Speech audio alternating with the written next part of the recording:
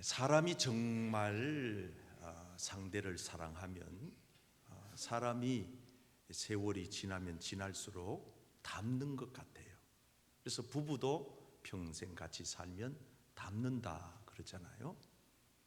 사람이 어떤 누군가를 존경하거나 정말 본받고 싶으면 세월이 문제지 세월이 지나면 지날수록 닮아가는 것 같습니다.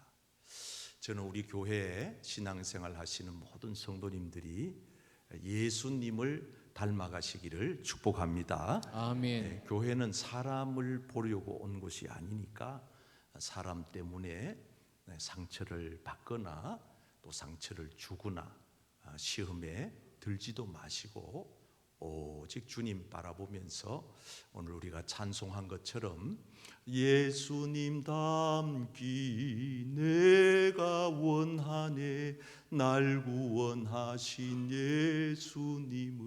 예수님 한 분만을 닮는. 그래서 우리 교회가 시간이 지나고 세월이 가면 갈수록 예수님 닮은 모든 성도님들이 이곳저곳에서 보여지게 되기를 축복합니다. 아멘. 몇 주간 동안 예수님의 거룩한 습관에 대해서 우리가 본받았으면 좋겠다, 이 사순절을 시작했는데요.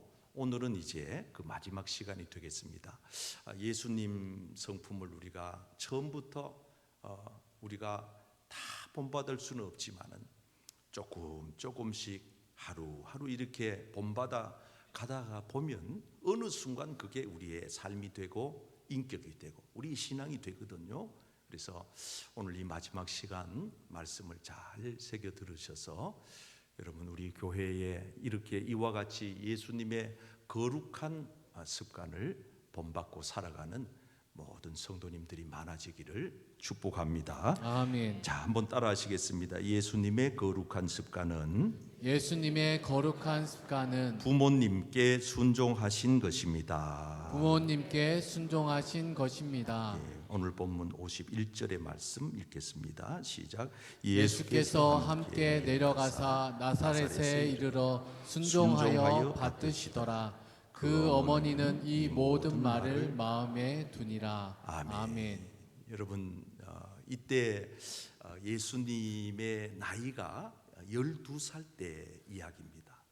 어린 시절 예수님은 그 시절부터 부모님을 순종하면서 받들었다, 순종하면서 살았다, 그런 말씀이에요. 그러면 예수님의 이 순종의 모습은 누구에게 배운 걸까요? 당연히 그 부모님들에게 배운 겁니다. 여러분, 그래서 우리는 이런 말도 있잖아요. 부전자전. 아버지가 어떠하면 아들도 그러하다 하는 거죠. 아버지 성품이 오나 하면은 볼 것 없어요. 그 가정의 아들은 온화한 성품을 지녔지요. 또 자주 쓰지는 않지만 이런 것도 있죠. 모전여전. 그 어머니가 어떠하면 그 딸도 그러하다. 이거는 거의 맞는 것 같아요. 그래서 옛 어른들은 며느리를 볼 때 며느리 보지 마라, 며느리 엄마를 봐라. 그래서 엄마가 어떠하면 그 며느리도 그러하기 때문에 엄마 성품이 착하면은 순하면은 며느리는 볼 것 없이 순하고 착해요.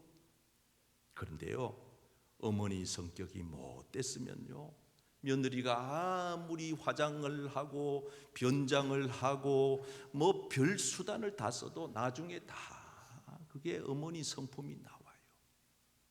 그러니까 어쩌면 예수님의 이 어린 시절의 삶은 그 부모님들에게로부터 영향을 받은 거다. 그렇다고 한다면은 오늘 여기 계신 우리 모든 성도님들이 여러분들의 삶에 순종의 삶을 살아내시기를 축복합니다. 아멘. 그거는 여러분들의 개인에게도 복이 될 뿐만 아니라 여러분 자녀들에게 큰 영향을 끼치기 때문입니다. 여러분, 예수님 아버지를 한번 살펴볼까요? 예수님 아버지가 누굽니까? 육신의 아버지는 요셉 아니에요? 요셉이 혼기가 돼가지고 이제 예쁜 아가씨를 만나서 연애를 하게 된 거예요. 이 사랑의 스토리를 들으면서도 주무시면 안 됩니다. 지금 내가 연애 얘기하는 거예요. 그 아가씨의 이름은 그 지역에서 제일로 순결하고 깨끗하고 순하고 뭐 볼 것도 없이 착한 마리아예요. 그런데 이 요셉이 어느 날 청천벽력 같은 소문을 듣습니다. 그 소문이 뭔고 하니 요셉 자기가 사귀고 있는 마리아가 임신을 했다는 소문입니다. 아니, 요셉은 지금까지 마리아 손도 한번 잡은 적이 없어요. 물론 성경에는 그런 게 안 나와요. 그런데 한밤을 같이 지내지도 않았는데 자기가 사귀는 아가씨가 애를 가졌다. 자, 여기 계신 우리 남성분들 한번 생각해 보세요. 여러분들이 이 지경이면은 어떻게 하시겠어요? 대체적으로 남자들의 성향은요, 이거 못 받아들입니다. 수용 못 합니다. 오늘날 이 시대도 그렇습니다. 그런데 그 과거에 아주 철저하게 윤리와 도덕의 규범이 강하고 율법의 기준이 명확했던 이 시절에 처녀가 아기를 가졌다. 이거는 율법 조항에 돌로 쳐서 죽이라는 그런 규범이 있을 정도였으니까 아주 엄격히 다루었던 그런 일입니다. 그러니 이 요셉은 받아들일 수가 없는 겁니다. 그래서 이 요셉은 참 엘리트예요. 신사예요. 남자가 멋져요. 적어도 남자가 이 정도는 돼야 돼요. 어떻게 생각했느냐 하면은 마리아도 잘 보호해야 되겠고 그 마리아 아이 가진 그 아이도 지켜줘야 되겠고 그리고 나도 그렇고 그냥 요걸 소리 소문 없이 조용히 정리를 해야 되겠다. 얼마나 지혜로워요. 남자가 이쯤은 돼야지요. 한때 사랑했던 마리아가 잘 됐으면 좋겠다. 그래가지고 마음으로 그렇게 결정을 한 거예요. 조용히 정리하고 끝내기로. 그런데 그날 밤이에요. 하나님께서 천사 사자를 보낸 거예요. 꿈에 사자가 나타나서 요셉에게 이렇게 얘기합니다. 요셉아, 네가 사귀던 여자 있지 않나? 예, 있습니다. 그 마리아에게 애가 들었었는데 그 애는 사람하고 자서 생긴 애가 아니야. 성령께서 그에게 임하여서 잉태된 아이인데 이 아이는 장차 인류 역사의 구속의 대업을 완성할 메시아야. 내가 이름도 지어줄게. 예수라고 짓거라. 그 뜻은 죄 가운데서 건져 구원한다는 뜻이란다. 그러니 너 하나도 의심하지 말고 그 마리아를 데려와야 돼. 데려올 수 있겠니? 요셉은 잠에서 깨어나자마자 예라고 대답합니다. 여러분, 여기서 우리가 쉽게 성경을 읽어 그렇지요. 예라고 대답 못할 신앙인도 제가 볼 때는 절반이 넘습니다. 어려운 일입니다. 남의 얘기로 들으면은 그럴 수도 있겠지 하지만 내 일로 생각을 해보세요. 이게 내 입장이라면 받아들이기가 쉽지가 않다니까요. 그래서 순종이라고 하는 거는 값싸게 취급하면 안 돼요. 대단한 희생이 따라야 하고 대가 지불이 있어야 하는 것입니다. 요셉이 잠에서 깨었어요. 어떻게 했는지 보세요. 시작. 요셉이 잠에서 깨어 일어나 주의 사자의 분부대로 행하여 그의 아내를 데려왔으나 아들을 낳기까지 동침하지 아니하더니 나음의 이름을 예수라 하니라. 이야, 놀라운 일이 벌어진 겁니다. 주의 사자의 분부대로 다시 말하면 하나님이 말씀해 주신 대로 아내를 데려왔다. 아직 아내가 아니에요. 번역을 그렇게 했다 뿐이에요. 아내 될 사람을 데려왔다. 그리고 더 놀라운 사실은 그때까지 함께 잠자리를 하지 않았다는 사실이에요. 얼마나 멋집니까? 얼마나 위대한 순종의 사람입니까? 그러니 그 아버지 밑에 자란 예수님이 뭘 보고 배웠겠어요? 아버지가 이렇게 목숨 걸고 순종하는데, 아니 아들이 보고 뭘 배웠겠습니까? 아버지가 밤낮 없이 불평하고 남 탓하고 세상을 부정하고 그렇게 불만족스럽게 살아가는데, 여러분, 그런 사람 밑에서 순종하는 자식이 나온다는 것은 거의 불가능한 일입니다. 어머니는 어떻습니까? 여러분, 그 어머니는 마리아, 당시에 수많은 아가씨들이 있었는데 이분은 자기 몸 관리를 잘하고 마음 관리를 잘하고 순하고 착하고 이미 집안 배경이 그래요. 이 마리아에게도 천사 가브리엘이 나타난 거예요.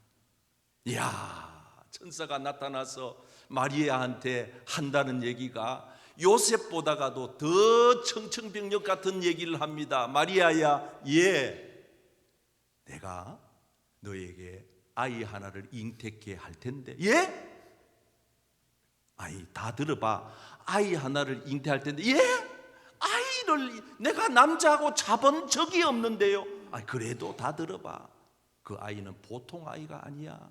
성령으로 임하여서 네가 잉태하게 될 아이인데, 그 아이는 장차 이 온 세상을 건져 구원할 메시아야. 그러니 그 이름을 임마누엘이라고 하거라. 하나님이 함께 한다는 얘기다. 다른 말로 번역하면은 그리스도고, 다른 말로 번역하면은 예수라는 뜻이야. 내가 확실하게 너에게 일러줄 터이니 너는 두려워하지 마라. 내가 책임져 줄게. 마리아는 어려운 결단을 내립니다. 여러분, 당시에 결혼도 안 한 아가씨가 아이를 가지면은 아까 말씀드린 대로 돌로 쳐서 죽이는 율법이 엄한 그런 시대였습니다. 요즘처럼 아이 가지면은 혼수품 장만했네 그러고 반기는 시대 아니에요. 원치 않는 아이 병원에 가서 쉽게 없애는 이런 시대가 아니란 말이에요. 그때 그 시절에는 이 아이가 점점 배가 불러오면 온 동네 소문이 파다하게 퍼져서 불이익을 당할 수밖에 없는 그런 시대예요. 그런데 마리아의 자세는 어떠하냐 이 말입니다.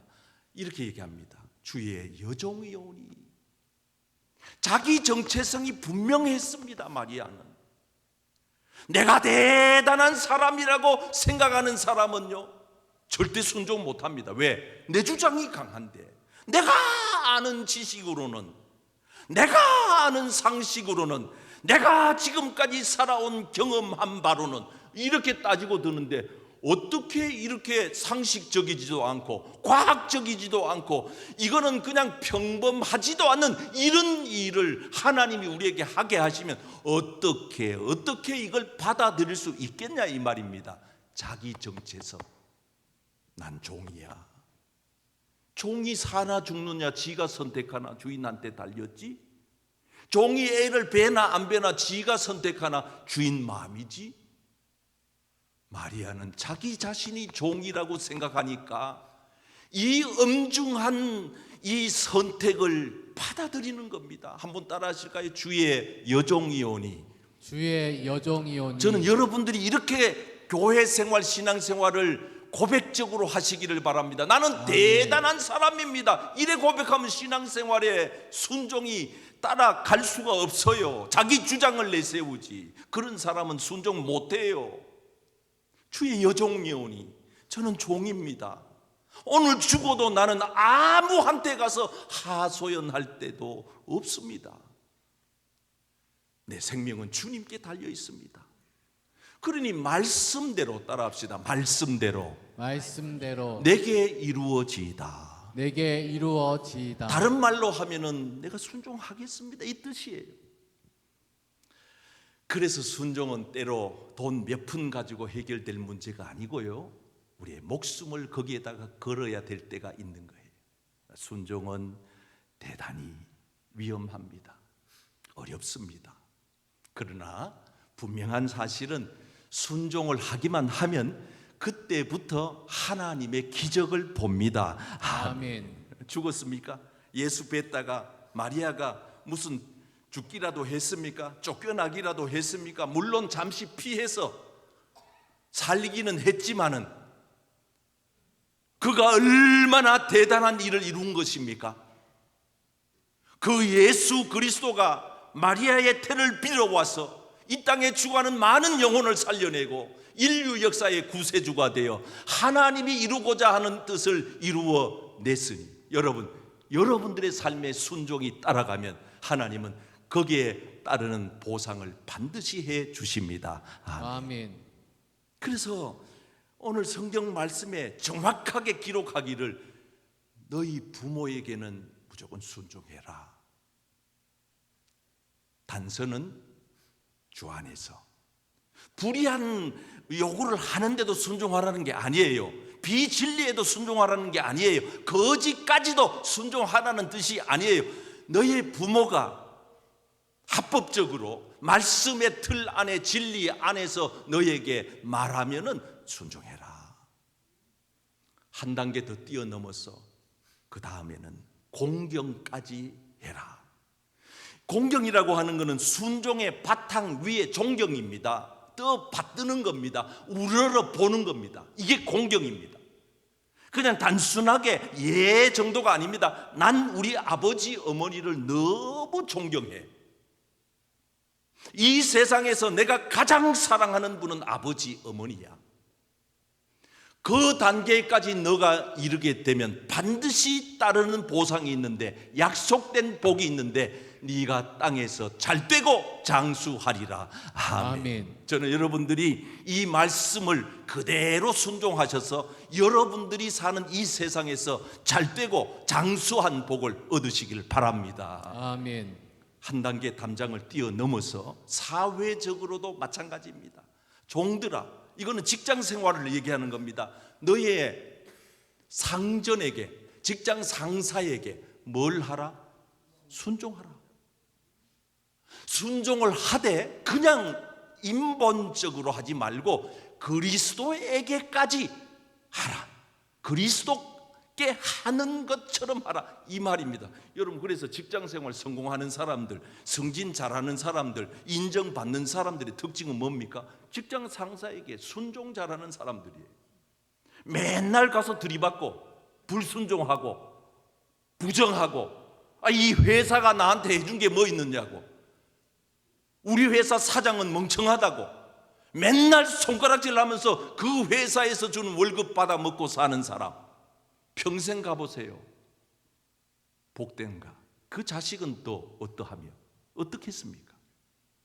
학교에 가서 학생들이 교수님에게, 선생님에게 순종해 보세요. 인정받습니다. 성적 작작 올라갑니다. 앞길 쭉쭉 피집니다. 여러분, 순종에는 기적이 따라오는 것입니다. 아멘.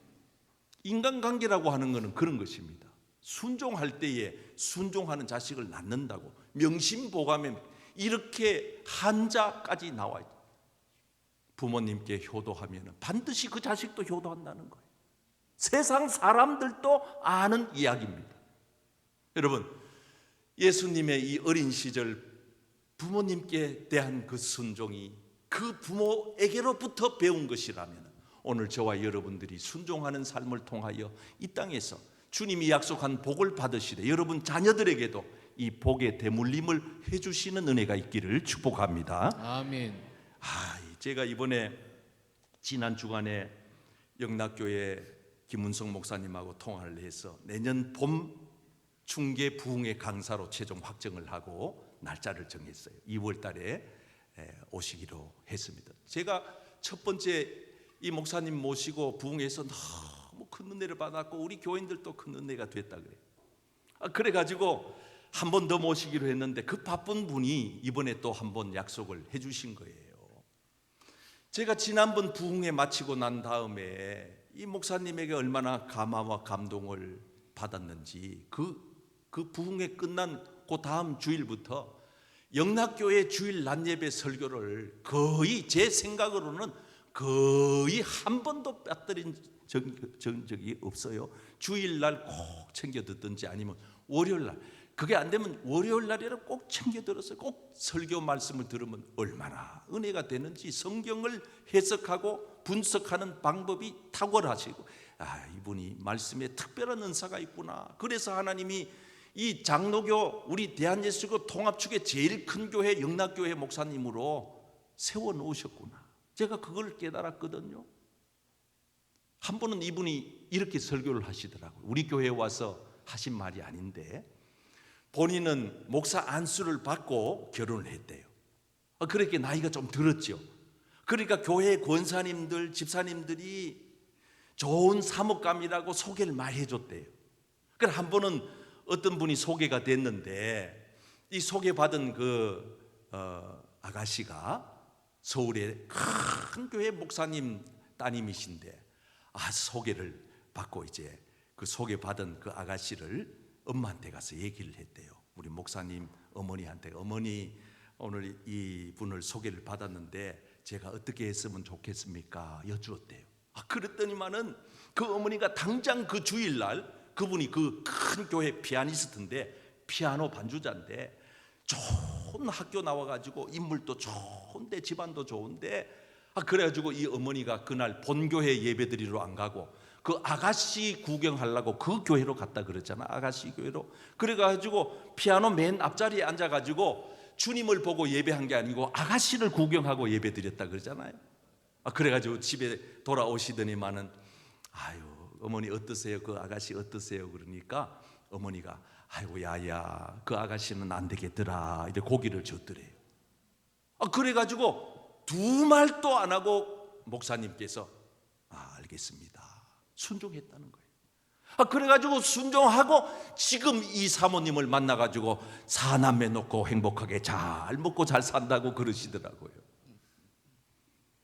여러분, 우리 인생에 부모님에게 순종 잘해서 안 될 일 없고, 이 세상 살면서 순종하는 사람이 되어가지고 복 못 받을 일이 없으니, 이 예수님의 거룩한 습관, 순종하는 습관을 저와 여러분들도 본받아서 이 땅에서도 잘 되고 여러분 자녀 손들도 다 잘 되시기를 축복합니다. 아멘. 옆 사람에게, 부모님께 순종합시다. 부모님께 순종합시다. 윗사람에게 순종합시다. 윗사람에게 순종합시다. 순종해서 복을 받읍시다. 순종해서 복을 받읍시다. 아멘. 아멘. 마지막 두 번째 따라하시겠습니다. 예수님의 거룩한 습관은 예수님의 거룩한 습관은 하나님께 순종하는 것입니다. 하나님께 순종하는 것입니다. 앞에 자막 보시고 두 절 말씀을 찬찬히 읽겠습니다. 시작. 조금 나아가사 얼굴을 땅에 대시고 엎드려 기도하여 이르시되, 내 아버지여, 만일 할만하시거든 이 잔을 내게서 지나가게 하옵소서. 그러나 나의 원대로 마시옵고 아버지의 원대로 하옵소서 하시고, 다시 두 번째 나아가 기도하여 이르시되, 내 아버지여, 만일 내가 마시지 않고는 이 잔이 내게서 지나갈 수 없거든 아버지의 원대로 되기를 원하나이다 하시고. 아멘. 자, 여기 보시면은 이 잔, 무슨 잔이에요? 이런 술잔이 아니에요. 물컵이 아니에요. 십자가. 여러분, 예수님의 뜻은 십자가를 할 수만 있으면 쥐지 않는 것입니다. 왜? 십자가의 그 고통이 얼마나 크다는 것을 아시기 때문에 예수님의 뜻은 할 수만 있으면 이 십자가를 내려놓기를 원했어요. 지나가기를 원했어요.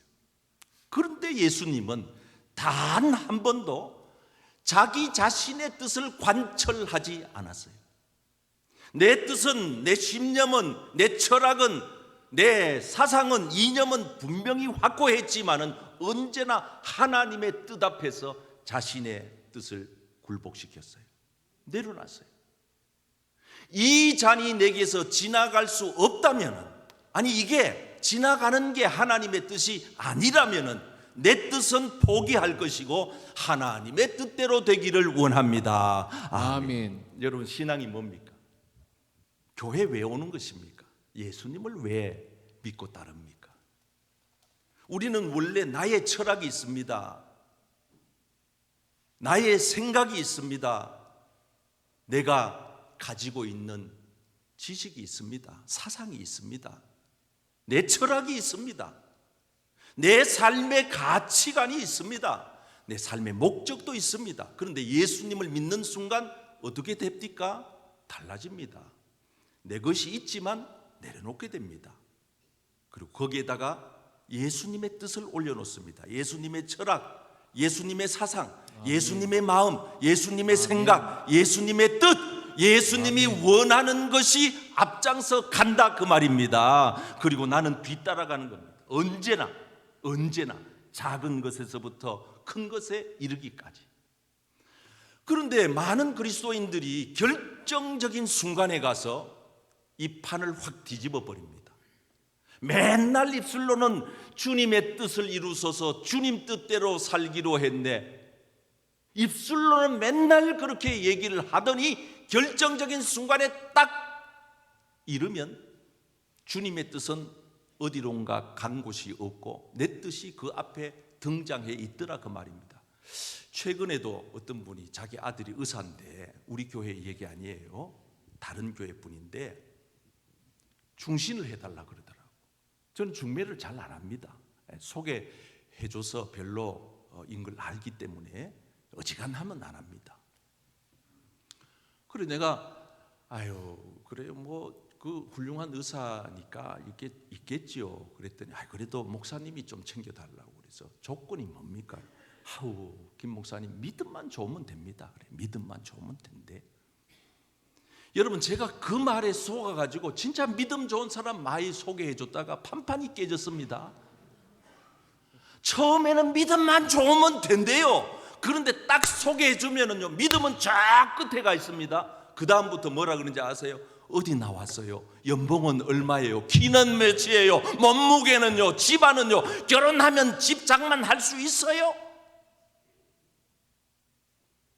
항상 자기 뜻이 앞장서니까 안 되더라. 여러분 우리가 신앙생활 하면서 결정적인 순간에 내가 어떤 선택을 하느냐에 따라서 그 사람이 정말 순종의 사람인가 아닌가 우리가 금방 알 수 있습니다. 예수님은 예루살렘 성으로 들어가실 때에 조그마한 나귀를 탑니다. 아니 예수님도 좀 뽀대나게 흰말 백마를 타고 빵빠레를 막 울리면서 등장하면 얼마나 좋아요. 그런데 성경에 보면은 조그마한 나귀 새끼를 탑니다. 왜? 세상 사람들이 손가락질하면 조롱할 걸 다 알면서 에이 예수가 저게 뭐 유대인의 왕이라며 저게 뭐 이렇게 말할 걸 알면서도 왜 그렇게 했나요? 하나님의 말씀에 그리하라고 적혀 있잖아요. 이미 예수님이 이 일을 이루시기 전에 400년 전에 스가랴 선지자를 통하여 장차 너는 나귀를 타고 그것도 나귀의 작은 것을 타고 나귀 새끼를 타고 예루살렘으로 올라간다 적혀 있잖아요. 예수님의 모든 취미, 모든 사생활, 모든 관념, 모든 사상이 다 사그라지고 하나님의 뜻만을 앞장세우고 그냥 그대로 쭉쭉쭉쭉 따라가는 거예요. 끝에 가가지고 십자가를 지고 십자가에서 통옷이 찢겨질 때에도 예수님은 이 겉옷 하나조차도 자기의 소신대로 하지 아니하고 주님의 뜻만을 받듭니다. 성경에 이렇게 말합니다. 내 옷을 나누고 내 옷을 제비 뽑나이다 한 것을 응하게 하려 함이라. 예수님은 오매불망 하나님의 뜻을 받들기 위하여 오셨고 그렇게 사셨고 가신 것입니다. 그래서 여러분 예수님이 그렇게 살았다고 해서 예수님이 실패자인가요? 아니에요. 예수님이 십자가 지고 힘없이 피 흘리고 모든 고초를 다 겪으시고 죽으셨지만 예수님의 순종이 헛되던가요? 아니에요. 예수님의 그 순종이 있으므로 저와 여러분들이 구원함을 얻었습니다. 예수님의 그 순종이 있었으므로 3일 만에 부활하시고 승천하여 하나님 보좌 우편에 승천하신 것입니다. 장차 예수님은 그 순종의 대가로 이 땅에 재림의 왕으로 오실 것입니다. 아멘. 순종하셔야 돼요. 신앙생활의 성장은, 신앙생활의 성숙은 여러분들이 백날 천날 교회에 와서 이 자리를 깔고 앉아서 자리를 딸게 한다 해도 믿음의 신앙의 성장이 없는 까닭은 하나님의 말씀 앞에 순종하는 결단이 부족하기 때문입니다. 내가 내 목숨은 내놓지 못할지라도 내 순종해야지. 주일날 되면 예배 드리고 말씀 읽고 기도하고 하나님 뜻을 분별하고 어떻게 하면 내가 그 뜻에 순종하며 살 것인가 고민하면 그 사람은 신앙이 쭉쭉쭉쭉 자라는 거예요. 저는 지금까지 목회를 하면서 결정적인 순간에는 하나님의 뜻을 붙들고 왔습니다. 목사된 지 30년, 우리 교회 와서 섬긴 지 10년, 이번에 하나님께서 제게 길을 열어주셔서 내일부터 독일로 출국합니다. 3개국을 다닙니다. 종교계획지를 순례합니다. 그리고 3주간의 휴가가 이어집니다. 제가 목회 30년 동안 3주간 휴가 받은 것 이번 처음입니다. 이렇게 장기간 교회를 비우게 됩니다. 여러분, 제가 3주간 없다고, 저 보고 싶다고 절대 울지는 마시기 바랍니다. 근데 저는 울 것 같아요. 되게 보고 싶을 것 같아요. 석주간 떨어져 있지만 제가 왜 이 일을 순종하면서 따르는가? 이미 성경의 이 출애굽 과정과 이 소아시아 교회 신약 구약을 저는 성지순례를 해왔습니다마는 남겨진 기도의 제목 하나가 종교개혁지입니다. 여기를 갔다 와야 마틴 루터에 대한 설교를 할 때도 종교개혁에 대한 메시지를 전할 때도 좀 더 실감이 날 텐데, 우리 성도님들에게 좀 양질의 꼴을 먹일 수 있을 텐데, 이 목회를 마무리하기 전에 갔다 오면 더 좋겠는데 계속 기도해 왔는데, 아니 이번에 이렇게 길이 열려서 제가 가게 됐으니 여러분, 제 혼자 가서 너무 미안하고 죄송합니다만 잘 갔다 올게요. 그래도 잘 갔다 올게요. 네. 감사합니다. 고맙습니다. 그리고 어떤 교회 가면은요, 담임 목사 없으면 교인 출석이 절반으로 준대. 목사 보고 교회 나옵니까? 목사가 있거나 없거나 주님 보고 신앙생활 하시기를 바랍니다. 아멘. 제가 가서 큰 도전 받고 큰 은혜 받아와서 여러분들에게 양질의 꼴로 공급하겠습니다. 아멘. 사랑하는 성도 여러분, 우리가 신앙생활이 뭡니까? 예수님 닮아가는 거예요. 저는 늘 아쉽고 죄송하고 부끄러운 게, 내가 목사가 된 지 30년이 됐는데 아직도 목사라는 게 예수님을 이렇게 못 닮아가지고 우리 성도님들에게 마음 아프게 하고 있나, 늘 이게 제 마음의 고민이에요. 아니 생각을 해보세요. 예수를 30년 믿어도 그 긴 세월을 믿었으면 뭔가 달라져 있는 모습이 있어야 될 거 아니겠어요? 그런데 저는 목사로 30년, 그런데도 어떨 때는 제 자신이 십자가 앞에 무릎을 꿇고 이래 서보면은요, 주님이 눈물을 흘리는 게 자꾸 장면이 떠올라. 주님의 눈물이 그 의미가 뭔지 아세요? 저를 보고 굉장히 안쓰러워할 때 우는 눈물이 있고, 어떨 때는 기특해가지고 기뻐서 우실 때도 있고, 어떨 때는 마음을 졸이시면서 그 울 때 그 주님의 눈물에 대한 의미가 제게 다가올 때, 내가 목사로 30년 산 게 요 정도밖에 안 되는가? 아직도 요 모양인가? 그러면서 회개가 터져 나옵니다. 주님 죄송합니다. 좀 더 해볼게요. 좀 더 노력할게요. 주님 도와주세요. 난 주님 없이 안 되잖아요. 이번 주간에는 우리 교직원들하고 아침 예배를 드리는데 우리 교육자들 다 모였잖아요. 고린도전서 1장 말씀을 제가 읽으면서 큰 은혜된 얘기를 나누었어요. 왜 하나님이 많은 훌륭한 교인들 중에 우리같이 부족한 사람을 택한 줄 아느냐? 우리가 이 교회 목사가 되고 전도사가 되고 교회 직원이 된 이유가 뭔지 아시느냐?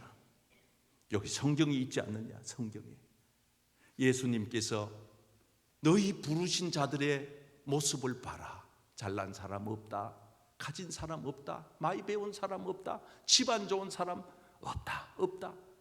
우리같이 못나고 부족한 사람을 불렀는데 그 이유가 뭐냐? 너희가 부족하다는 걸 알기에 부족하지 않는 하나님께서 도와서 너희를 통해서 하나님이 일하셨다고 나타내기 위함이다.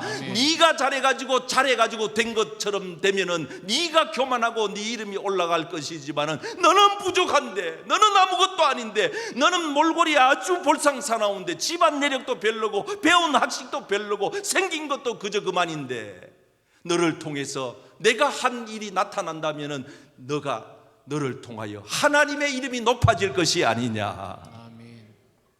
사랑하는 성도 여러분, 우리는 주님 없이는 살 수가 없습니다. 아멘. 아멘. 주님이 우리를 도와주셔야 됩니다. 아멘. 혹시 여러분 가운데 주님 없어도 된다는 분 있습니까? 그 교만을 회개해야 됩니다. 주님 없이 못 살아요. 그렇다고 너무 열등감 속에 빠져서 여러분들이 그 자리에 주저앉아 울면서 탄식하면서 인생의 허망함을 노래한다고 하면 하나님 마음이 또 얼마나 아프시겠습니까? 우리는 열등감에 빠질 필요도 없어요. 너무 잘났다고 교만할 필요도 없어요. 그저 오늘 주님 도움 없이는 살 수 없는 연약한 인생이 여기 있습니다. 주님 손잡아 주시옵소서. 아멘. 주님 은혜를 주시옵소서. 아멘. 주님 긍휼을 내려 주시옵소서. 아멘. 이번 한 주간도 주님의 손을 붙들고 이 사순절 우리 예수님 좀 더 닮아가는, 그리고 석주 뒤에 다시 만날 때 우리 모두 함께 더 성숙해져 있는 모습으로 반갑게 맞이하는 저와 여러분 되기를 예수님의 이름으로 축복합니다.